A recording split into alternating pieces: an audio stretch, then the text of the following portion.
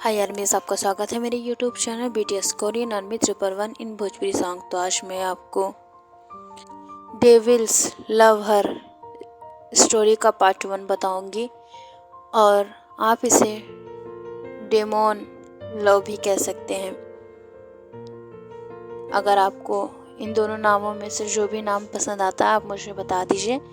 मैं इस स्टोरी को डेविल्स लव हर लिखूं या फिर डेमोन्स लव, दोनों ही एक ही चीज़ है। अगर आप लोग बताएंगे तो फिर मैं अपने स्टोरी का नाम चेंज कर दूंगी। तो फिर चलिए स्टोरी का फर्स्ट पार्ट स्टार्ट करते हैं। हम देखते हैं कि एक जंगल में 4 दोस्त होते हैं जो कि वहाँ पर कैंपिंग करने आए होते हैं और एक लड़की वहाँ पर खाना बना रही होती है और उसमें कुछ मसाले ऐड कर रही होती है और वो बहुत ज़्यादा ही नॉटी होती है। ये कोई और नहीं, हमारी जेके है। जेके ऐसे ही उन लोगों के साथ बातें कर रही होती है और जो कि प्रिया होती है वो उसकी बेस्ट फ्रेंड होती है और बाकी उसके दोस्त होते हैं जो कि उसके साथ कैंपिंग पे आए होते हैं। तभी जेके को वॉशरूम जाना होता है और वो जाने लगती है कि तभी उसका दोस्त राहुल बोलता है कि तू कहाँ जा रही है। तो फिर जेके कहती है क्यों, मैं कहीं जा नहीं सकती क्या। तो फिर राहुल कहता है तो कहीं चुड़ैल उड़ैल तो नहीं है, क्या पता किसी का खून पीने जा रही हो। तब उसका दूसरा दोस्त विक्की कहता है कि तू सही कह रहा है, इसके बाल देख घुंघराले हैं, इसकी आंखें कितनी काली हैं और इसकी शक्ल से देखकर लगता है कि ये चुड़ैल है और इसकी ब्लैक लिपस्टिक और इस काजल को देखकर ऐसा लगता है कि सच में बहुत जोर किसे भूख लगी है, इस वजह से जंगल में जा रही है। अब जेके गुस्से में कहती है क्या कोई अब वॉशरूम भी ना जाए, तुम लोगों को भी चलना है तो बताओ, तुम्हें भी लेकर चलूँ मैं, दिमाग ख़राब करके रखा है।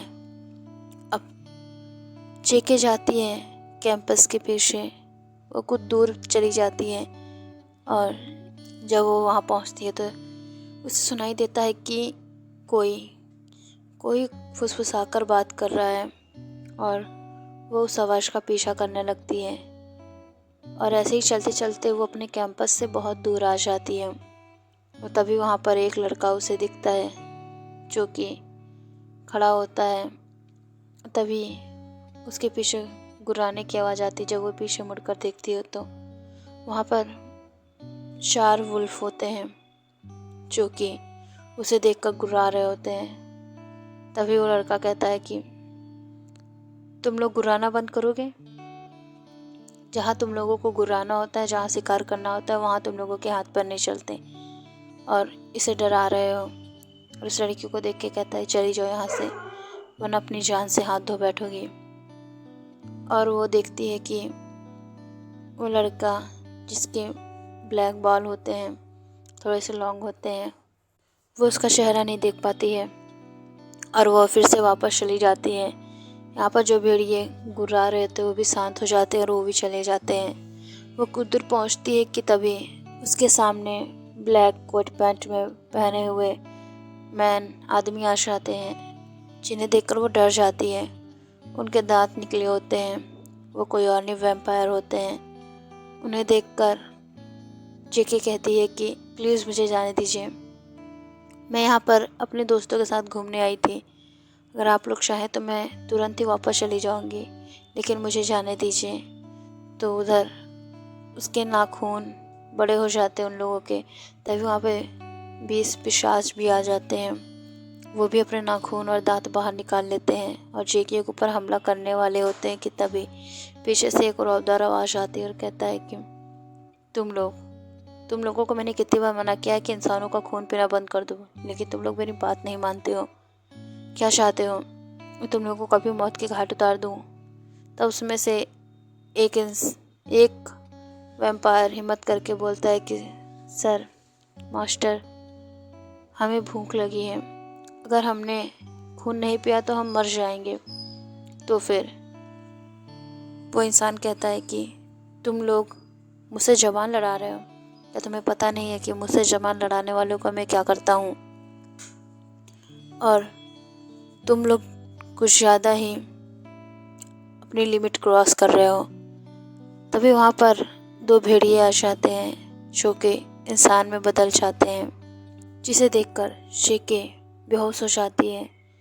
और वो आदमी कहता है कि इस लड़की ने हमें इस तरीके से देख लिया है, अगर इसने अपने दोस्तों को कुछ बता दिया तब तो फिर वो आदमी कहता है कि तो फिर इसे मार दो, इसे जीने का कोई हक नहीं है। तब वो आदमी कहता है कि ते तुम कैसी बातें कर रहे हो? हम बेगुनाहों को नहीं मारते हैं। तो फिर ते कहता है तुम उसे बचाना क्यों चाहते हो? तो फिर युंगी कहता है कि मैं इसलिए उसे बचाना चाहता हूँ क्योंकि वो बहुत ज़्यादा इनोसेंट और प्यारी है। मैं नहीं चाहता उसे ऐसे ही सज़ा मिल जाए। तो फिर ते कहता है कि कुछ ज़्यादा ही नहीं हमदर्दी आ रही है, या फिर ये सब हवस है जो तुम छुपा रहे हो? तो फिर युंगी कहता है ऐसी बात नहीं है, और ये मेरे से बहुत ज़्यादा छोटी है। इसकी एज तुम्हारी जितनी है कि तुम्हें सूट करती है, मुझे नहीं। तो ते एक आईब्रो उठाकर उसे देखता और कहता है कि कुछ ज़्यादा ही नहीं बोल रहे हो युंगी?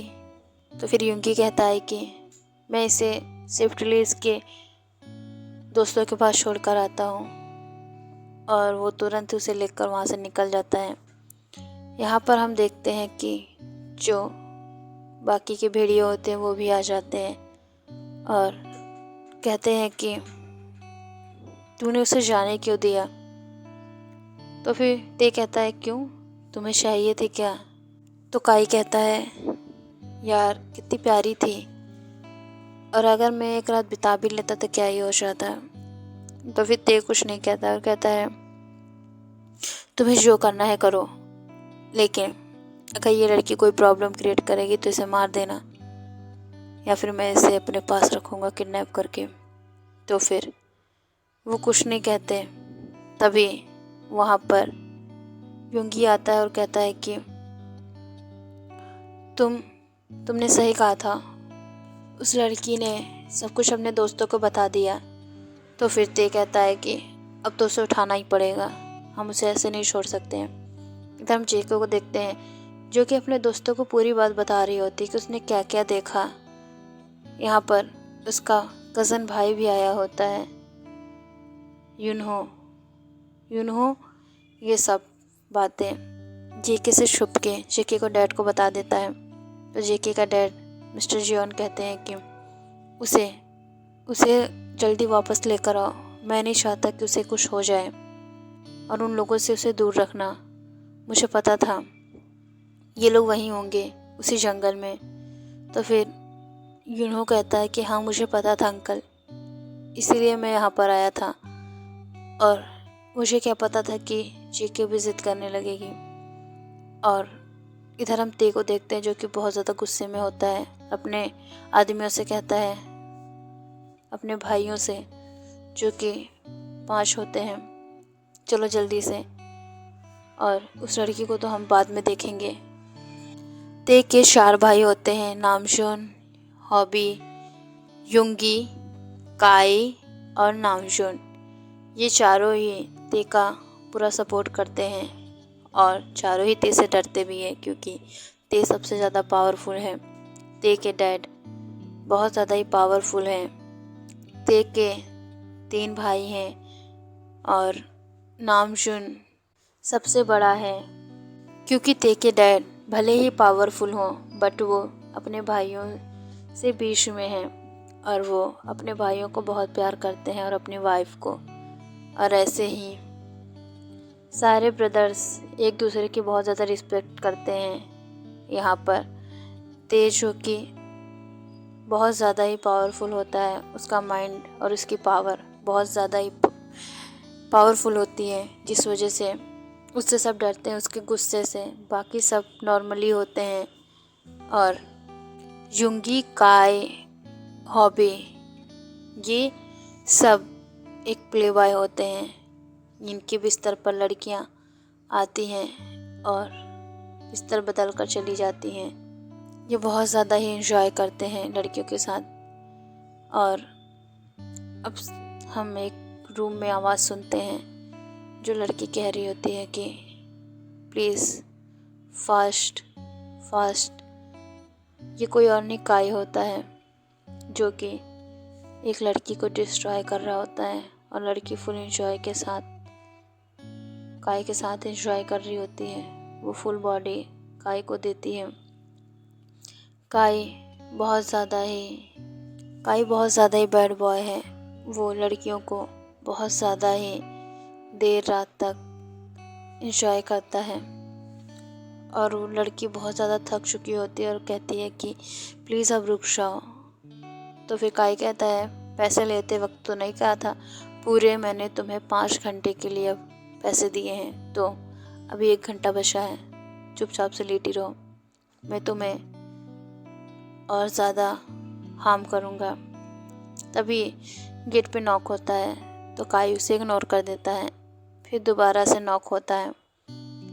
अब काई कहता है कौन है। तभी ते जो कि गेट के बाहर होता है वो कहता है कि बाहर आओ, अभी मुझे तुमसे बात करनी है। अब काई तुरंत ही उस लड़की से अलग हो जाता है। तो लड़की कहती है कि अब क्या हुआ, तेने बुलाया और तुम मुझे छोड़ के चले गए, अपने 1 घंटे पूरे कर लो। तो काई कहता है कि चुप करो तुमसे तो मैं बाद में निपटूंगा। तो फिर वो लड़की कहती है कि अभी निपटो, अभी के पैसे दिए हैं ना तुमने मुझे।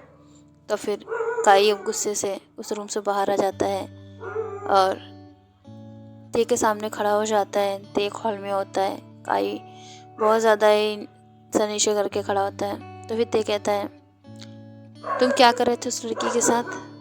तो काई कहता है कि वही जो मैं सब लड़कियों के साथ करता हूँ, और 1 घंटा बाकी था, लेकिन तुम्हारी वजह से मेरा नुकसान हो गया।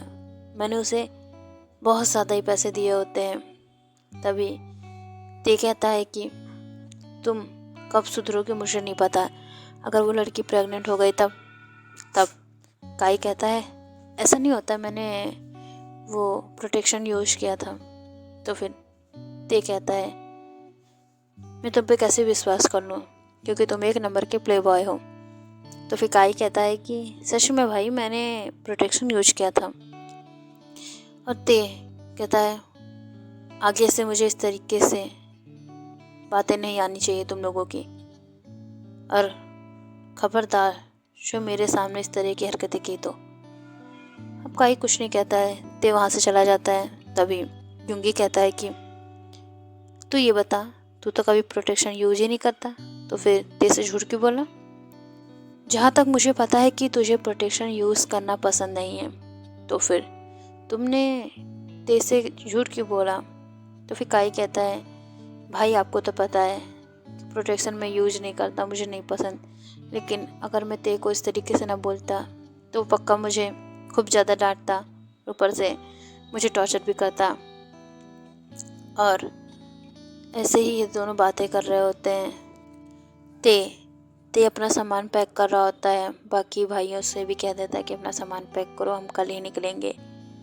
और यहाँ पर हम देखते हैं कि कोई बहुत ही ज़्यादा ही डर रहा था कि कहीं जो उसने किया है उसका भुगतान उसे ना करना पड़े, और बहुत ज़्यादा घबरा रहा होता है। ओके आर्मी, जिस पार्ट को मैं एंड करती हूँ, इस पार्ट में जानेंगे आखिर कौन है जिसे बहुत ज़्यादा पछतावा हो रहा है, और ये स्टोरी कैसी लग रही है आप लोग कमेंट कर दीजिएगा।